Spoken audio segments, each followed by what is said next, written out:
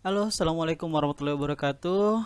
Kenalin nama gue Begi. Jadi kali ini gue mau bahas soal multinational culture ya. Kita bahas bahasa dan kebiasaan kalau kita working with another people from another country. Karena WFH itu biasanya kan kolega kita dari negara-negara lain. Jadi apa aja sih kebiasaan yang uh, agak berbeda dengan kebiasaan-kebiasaan di Indonesia? Oke, lanjut ya. Jadi gini teman-teman, kalau kita bekerja di multinational company itu mereka all kolega are equivalent, artinya semua orang di pekerjaan itu setara. Biarpun dia lebih tua, lebih muda dianggap setara. Makanya ada namanya standar bisnis. Standar bisnis yang dipakai oleh perusahaan-perusahaan internasional kebanyakan adalah standar bisnis Amerika atau culture-nya Amerika. Jadi mereka culture bisnis Amerika yaitu yang pertama mereka itu nggak pakai Mister, Mrs ya kan dalam nyebut nama. Kalau kita kan biasanya nyebutnya Pak Alex gitu kan, halo Pak Alex gitu kan, halo Bu Ida atau siapa. Di sini enggak. Jadi Hai Alex, Hai Ida, langsung nyebut nama. Mungkin akan terdengar tidak etis, tidak sopan, tetapi itulah yang terjadi. Ini adalah perubahan minor kecil yang harus kita lewati kalau mau kerja di perusahaan multinasional ya. Ini perubahan kecil sangat minor tapi efeknya besar. Efeknya besar kenapa? Karena kalau kita nyebut mereka dengan sebutan Mister, Mrs, itu mereka akan menganggap kita itu di bawah hierarki. Di bawah hierarki dalam arti posisi kita lebih rendah dari mereka. Secara tidak langsung ya mereka akan berpikir seperti itu. Makanya semua itu equivalent, semua itu setara. Bahkan anak kecil aja kalau di US itu mereka nyebut manggil nama-nama aja gitu. Biarpun anak kecil itu umurnya baru 9 tahun ngomong sama orang tua yang umurnya 30 tahun nggak pakai pak gitu, nggak pakai Mister Alex, no, they just say hi Alex, kayak gitu ya. Jadi ini perubahan kecil tapi harus kita lakukan. Jadi itu nomor Mister, Mrs atau penyebutan nama, kemudian langsung panggil nama.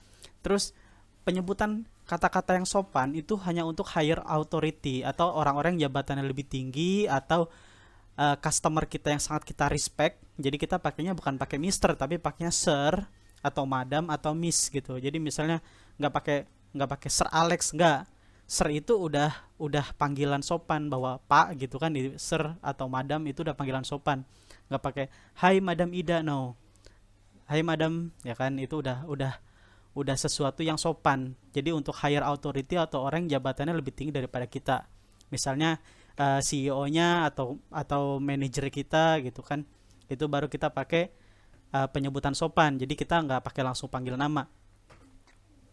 Nah ini makanya di sini saya tulis this will be class compared to Indonesian ethic about how to call the others, especially someone older atau senior. Jadi kalau yang lebih tua di Indonesia atau lebih senior kan memang kadang nggak dipanggil Pak aja mereka itu merasa wah nih orang tidak sopan, tidak etis. Padahal kalau kita berkaca pada, kalau kita emang patokannya adalah international culture, di American Standard itu nggak ada lu nggak sopan gitu, nggak manggil gua nama gitu, nggak manggil gua pakai pak, nggak pakai mister, itu nggak ada. Justru kalau kita panggil mereka dengan mister ya kita akan dianggap lebih rendah gitu. Nah itulah efek, sebenarnya bisa dibilang sebuah efek, nggak bisa dibilang negatif juga, tapi itu efek dari adat ketimuran kita ya, karena kita biasa sopan santun, tetapi in business ya itu nggak berlaku. Oke, yang kedua adalah no hesitation to do wrong. Jadi nggak perlu ragu untuk melakukan kesalahan. Kalau misalnya kita di lokal nih, di perusahaan lokal kan biasanya kita lebih banyak nurut sama atasan, lebih banyak nurut sama atasan kita, sama manajer kita, sama leader kita. Tetapi kalau di international culture itu ya nggak harus pasif, bahkan lebih baik aktif tapi nggak asal ngomong gitu. Kalau lu punya data, lu punya opini tapi ada data yang nge-backing lu, biarpun data itu nanti terbukti salah, ya lu harus bisa apa, ngeluarin opini lu. Jadi nggak ada namanya pasif ya. Jadi mereka akan lebih menghargai orang-orang yang aktif. Karena begini loh, kadang kita heran, sebagai orang Indonesia kita heran, ini bule cuma bisa ngomong doang, eh, omongan dia itu adalah hal-hal yang wajar di Indonesia, hal-hal yang udah kita tahu, tetapi kenapa mereka lebih respect kepada si bule ini? Karena apa? Karena dia eh, berani beropini, dia berani menyuarakan opininya, sedangkan kita ketika kita menyuarakan opini kita takut, wah takut salah nih ya kan, takut dianggap nggak mampu, takut dianggap nggak capable gitu kan.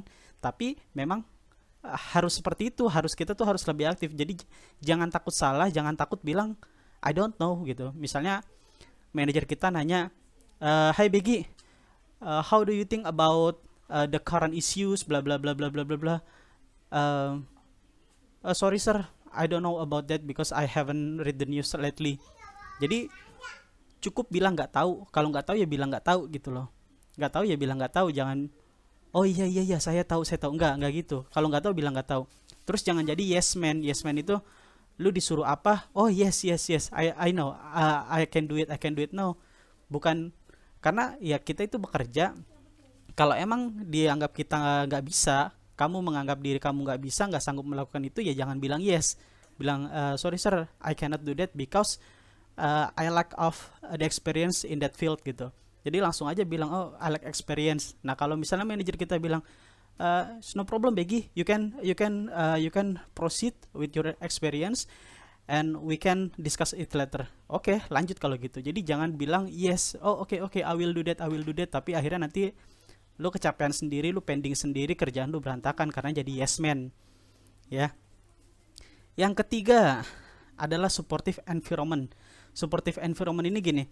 Jadi kalau di multinational culture itu kita udah biasa banget kalau misalnya ada teman kita yang ngobrol sesuatu, ngasih opini bahwa misalnya I think we need to move the branch bla bla bla, terus kita bilang, "Oh, cool. Great. Awesome." Gitu. Jadi kita udah biasa memuji. Kita udah biasa memuji opini orang lain, kita udah bisa memuji statement orang lain, biarpun statement dia itu mungkin nanti akan kita counter. Misalnya, "Oh, cool.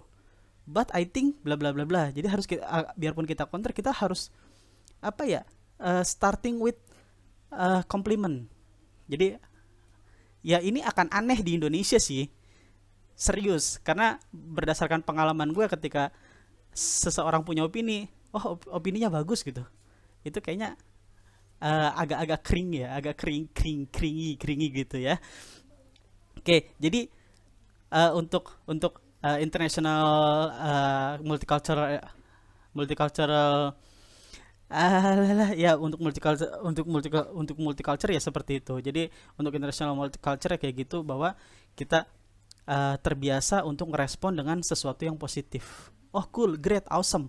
Bahkan kalaupun dia melakukan hal yang kecil yang ya elah gitu doang, ya nggak apa-apa, hargai dia bahwa oh good job with that you with the things you do. Itu biarpun itu kecil gitu ya nggak masalah. Kayak gitu ya. Jadi emang harus supportive environment, karena secara internasional orang-orang itu sadar bahwa semua butuh positive environment kayak gitu, dan itu banyak tidak berlaku di perusahaan lokal ya. Kayak gitu. Oke, lanjut. Jadi banyak yang nanya gini, kok kalau gue ngomong bahasa Inggris nih seharian capek ya rasanya ya, kok burn out ya gitu ya, kok rasanya capek gitu, kepala pusing, badan capek padahal nggak ngapa-ngapain. Itu namanya language fatigue ya. Language fatigue itu kecapean bahasa. Ini ada penelitiannya ada. Jadi kenapa kita capek? Karena otak kita ini bekerja 2 kali lipat. Misal kita secara dari kecil sampai besar kita nyebut warna merah itu merah, ya kan? Kita nyebut warna merah itu merah, kemudian kita translate itu ke bahasa Inggris jadi red, ya kan? Red. Jadi ketika kita mau ngasih tahu orang lain, kita mau komunikasikan bahwa itu warna merah, otak kita bekerja dari warna merah translate ke red. Red itu dikirimin ke mulut, jadi mulutnya akan ngasih red. Jadi kerja 2 kali untuk mengkomunikasikan. Begitupun untuk mendengarkan sesuatu. Misalnya ketika orang lain ngomong red, ya kan? Orang lain ngomong red, kita keterima di otak red, otak kita akan translate itu otomatis jadi merah. Nah, dari merah itu baru akan dikirimkan ke otak kita. Jadi kita mengerti bahwa oh itu warna merah, red itu adalah merah. Itu contoh kecil. Makanya ada yang bilang, oh pantesan kalau gue meeting seharian pakai bahasa Inggris nih, karena belum biasa mungkin itu lidah keluh, badan capek, pusing. Ya itu namanya language fatigue.